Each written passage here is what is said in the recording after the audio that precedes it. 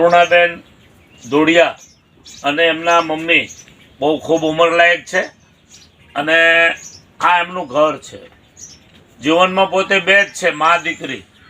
ઘર તમે જોઈ રહ્યા છો કે આખું ઘર સામે ઉપર પ્લાસ્ટિક નાખેલું છે.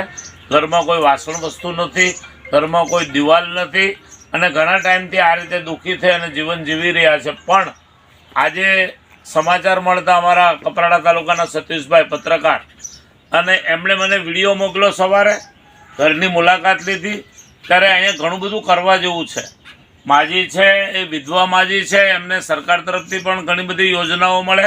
મારી સાથે ઊભેલા છે રિટાયર્ડ મામલતદાર છે સાહેબ, અને એમણે પણ આ વિસ્તારમાં ઘણી સારી સેવા કરી છે. એમને પણ સમાચાર મળતા તરત જ આ ઘરે આવ્યા અને હવે આજે જ સંસ્થા તરફથી એમને જે કંઈ જરૂરિયાત છે, વાસણો, ડબ્બાઓ કે ગેસનો બાટલો કે કંઈ પણ, એ બધું એક જ દિવસમાં પૂરું પાડીશું, અનાજ પૂરું પાડીશું અને વહેલામાં વહેલું આ ઘર બને એવી મામલતદાર સાહેબ અને અમે સૌ સાથે મળી અને પ્રયત્ન કરીશું અને બેનને માજી ખૂબ સારી રીતે સુખેથી જીવી શકે એના માટેના પ્રયત્નો છે.